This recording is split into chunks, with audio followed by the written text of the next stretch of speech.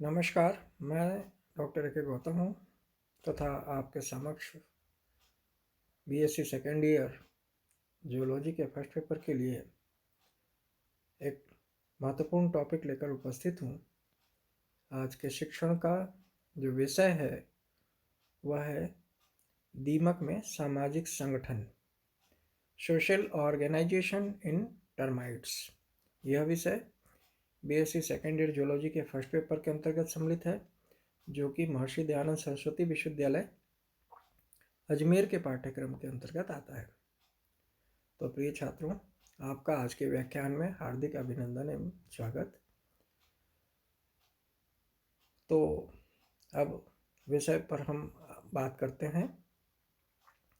दीमक के अंदर, टर्माइट के अंदर पॉलीमॉर्फिज्म पाई जाती है, बहुरूपता पाई जाती है। बहुरूपता क्या होती है?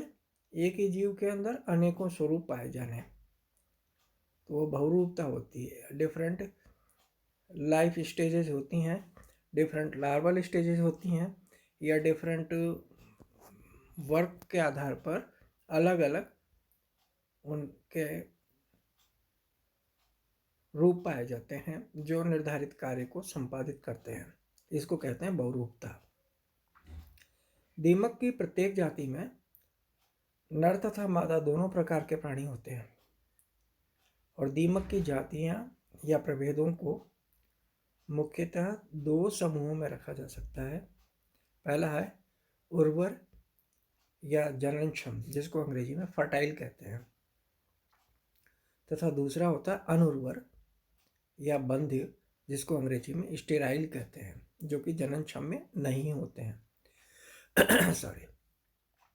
तो जो फर्टाइल होते हैं, जो कि जनन करने में सक्षम होते हैं, वे उर्वर या फर्टाइल नर तथा मादा में निम्नलिखित रूप में होते हैं। पहला, मैक्रोप्टेरस या दीर्घ पंख रूपी। मैक्रोप्टेरस और लॉन्ग विंग्ड फॉर्म्स, ये सामान्य पंखधारी होते हैं जो कि वास्तविक राजा तथा रानियां बनाते हैं। इनमें विंग्स होते हैं सामान्य, और ये वास्तविक राजा तथा रानियां बनाते हैं। राजा और रानियां इनमें स्ट्रेन होते हैं, प्रभेद होते हैं। शरीर इनका पीला, भूरा या काले रंग का होता है। इनके पंख दो जोड़ी सुविकसित तथा शरीर से अधिक लंबे होते हैं। अंत में पंखों को त्याग दिया जाता है। दूसरा स्ट्रेन होता है इसका ब्रैंकिप्टेरस या लघु पंखी रूप। ब्रैंकिप्टेरस या शॉर्ट विंग्ड फॉर्म्स, इनको कभी कभी संपूरक या प्रतिस्थायी या नियोटेनिक राजा व रानी कहते हैं। शरीर कमवर्णक युक्त होता है। इनमें दो जोड़ी पंख छोटे अवशेषी तथा गद्दी जैसे होते हैं। तीसरा, पंखहीन रूप होता है, एप्टेरस और विंगलेस फॉर्म्स। ये श्रमिक जैसे प्रतिस्थायी राजा और रानियां होते हैं, जिन्हें इर्गोटाइड राजा और रानियां भी कहते हैं। ये अधिक आद्य जातियों में पाए जाते हैं। आद्य का मतलब पुरानी जातियों में, अधिक आद्य या प्रिमिटिव जातियों में पाए जाते हैं। इनके शरीर के अंदर कोई रंग नहीं होता है। इनके पंखों के कोई चिन्ह नहीं होते। संयुक्त नेत्र अवशेषी होते हैं, रेजिडुअल होते हैं, वेस्टिजियल होते हैं, अवशेषी होते हैं, जो कि फंक्शन लेस होते हैं, और नेत्रक अनुपस्थित होते हैं। मस्तिष्क तथा जननांग अल्प विकसित होते हैं।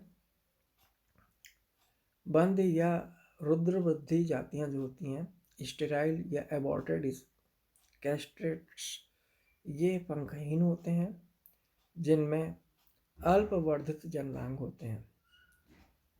इनमें निम्न प्रभेद होते हैं।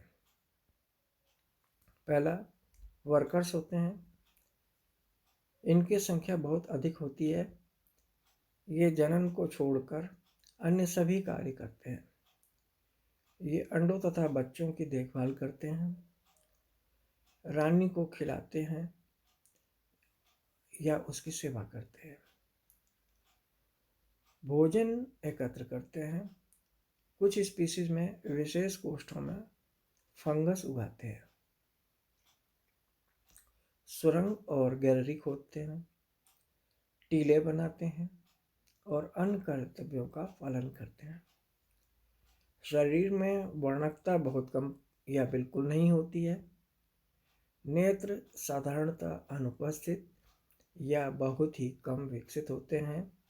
ये सामान्यतः डाइमॉर्फिक होते हैं, द्विरूपी होते हैं। दूसरी कैटेगरी होती है सोल्जर्स की या सैनिकों की। सैनिक सबसे अधिक विशिष्ट होते हैं। ये आक्रमणकारियों के विरुद्ध निभा के रक्षण से संबंध रखते हैं। ये अधिकाधिक या कम वर्णक युक्त होते हैं तथा बड़े सिर वाले होते हैं, जिनके मैंडिबल बाहर को निकले हुए दिखाई देते हैं। तीसरी कैटेगरी होती है नेसुट्स। ये यूटिर्मिस में मैंडिबल वाले सैनिक के स्थान पर विचित्र सूंड वाले रूप होते हैं। इन्हें तुंड सैनिक या नेसुट्स कहते हैं। ये आपेक्षिक रूप से अधिक छोटे होते हैं, जिनमें अवशेषी मैंडिबल्स होते हैं। इनके सिर में रोस्ट्रम होते हैं, जिसके नोक पर एक बड़ी ललाटिका ग्रंथि होती है और इस ग्रंथि से ये चिपकदार या चिपचिपा स्राव शत्रु पर छोड़ दिया जाता है या छोड़ने का कार्य करते हैं। टनल या सुरंग बनाते समय श्रमिकों के मार्ग में बाधक होते हैं। तो अब आप इस लाइन डायग्राम से समझिए कि पॉलीमॉर्फिज्म इनमें किस तरीके की होती है। प्राथमिक जनक होते हैं, प्राइमरी रिप्रोडक्टेंट्स, और दूसरे होते हैं सप्लीमेंट्री रिप्रोडक्टेंट्स या पूरक जनक। इनको फर्दर फिर प्राइमरी रिप्रोडक्टेंट्स को दो कैटेगरीज में डिवाइड किया गया है, किंग एंड क्वीन। इसी तरीके से सप्लीमेंट्री रिप्रोडक्टेंट्स को सोल्जर्स और वर्कर्स में डिवाइड किया गया है। अब इनको आगे आप देखिए।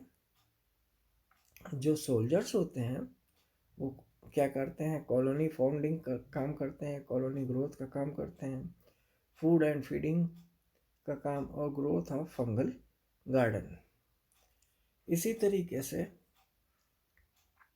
इनके और भी काम है, भोजन एकत्रित करना, कम्युनिकेशन करना और वल्मिक निर्माण करना। जो दीमकों के जो टनल होती है,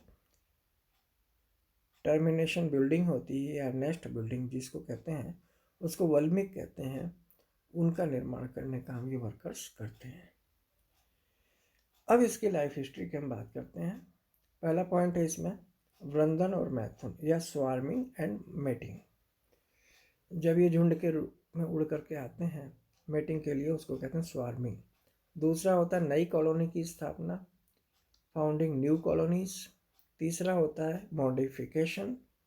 चौथा होता है डेवलपमेंट, परिवर्धन। तो वृंदन और मैथुन जो होते हैं, स्वार्मिंग एंड मैटिंग, पंखहीन राजा एवं रानी का परिवर्धन क्रमशः संपर्क उर्वर नर एवं मादा जंतुओं से होता है। वर्षा ऋतु के आरंभ में सपंख लैंगिक नर और मादा अपने दीमक गुहा से बाहर आ जाता है तथा दल बनाकर नई कॉलोनी बनाने की उड़ान पर निकलते हैं, जिसे वृंदन कहते हैं। एक ही समय में बहुत से निवह दल बनाकर उड़ते हैं। दीमक निर्बल उड़ाकार होते हैं।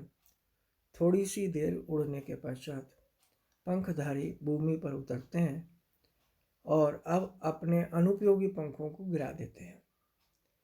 यह उड़ान वास्तविक मैथुन उड़ान नहीं होती, परंतु यह प्रकीर्णन उड़ान होती है, जिसको स्वार्मिंग कहते हैं, क्योंकि मैथुन वायु में नहीं होता, वरन भूमि पर उतर आने के पश्चात होता है।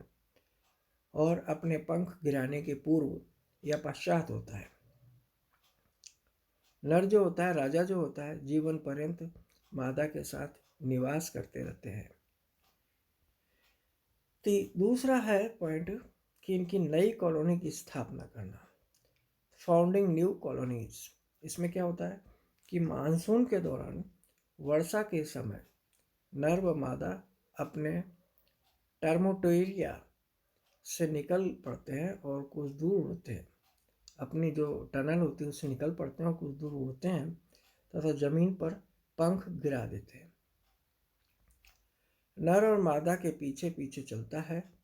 नर हमेशा मादा के पीछे पीछे चलता है और उचित स्थान पर एक छोटा सा गड्ढा बनाते हैं तथा जनन करते हैं।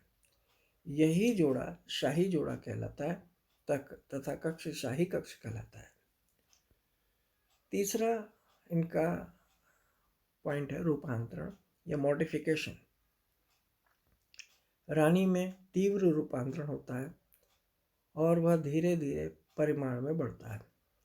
इसका अंडाशय तथा वसा पिंडक भी बहुत बढ़ जाते हैं, जबकि जबड़े की पेशी हो जाती है। रानी अपेक्षित रूप से बहुत बड़ी चौड़ी हो जाती है। यह केवल एक विशाल या अतिकायक उदार के रूप में होते हैं, जो कि अंडों से फटने की सीमा तक भरा रहता है। इसकी महीन टांगें जो होती हैं इतनी छोटी सी होती हैं कि इनके लिए थोड़ी सी भी गति संभव नहीं होती। रानी एक श्रमिक दीमक से 20 से 30 हजार गुना बड़ी हो जाती है और वह 24 घंटों में औसतन 4000 अंडे देती है और अपने 6 से 9 वर्ष के जीवन में 10 लाख अंडे प्रतिवर्ष देती है। रानी के अंडे देने की क्षमता कम होने पर इसका भोजन करना बंद हो जाता है और वह भूखी मर जाती है। उसे अन्य दीमकों द्वारा बड़े चाव से खाया जाता है। राजा में परिवर्तन कम होता है।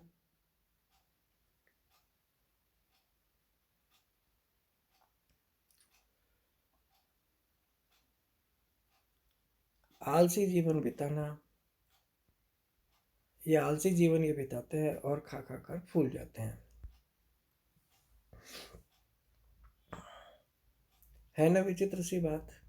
और फिर चौथा पॉइंट होता है डेवलपमेंट का। अंडे इसके जो होते हैं पीले, चिकने, अंडाकार या लंबे होते हैं। परिवर्तन क्रमिक होता है। इसमें कोई लार्वा या प्यूपा अवस्था नहीं होती। निम्फ जो अंडे से निकलता है वयस्क के समरूप होता है, सिवाय इसके कि अपेक्षाकृत छोटा होता है। इसमें पंखों के कोई चिन्ह नहीं होते तथा यह लैंगिक रूप में अपरिपक्व होता है। कई बार निर्मोचन में पश्चात यह वयस्क अवस्था को प्राप्त करते हैं। इस डायग्राम में आप देखिए कि ये जो है ये फीमेल एडल्ट है, एलेट कहते हैं इसको। सेक्सुअल विंग्ड होते हैं ये, मेल होते हैं ये, मेल और फीमेल दोनों होते हैं, सेक्सुअल विंग्ड हैं ये। दूसरे ये जो हैं वर्कर्स है, वर्कर्स में आप देखिए विंग्स नहीं है क्योंकि इनका काम ज़मीन पर करना होता है। ये जो स्ट्रेन्स हैं इनसे डेवलप होती हैं, हाइम से। ये अंडे देते हैं। कौन है ये देखिए, ये है क्वीन।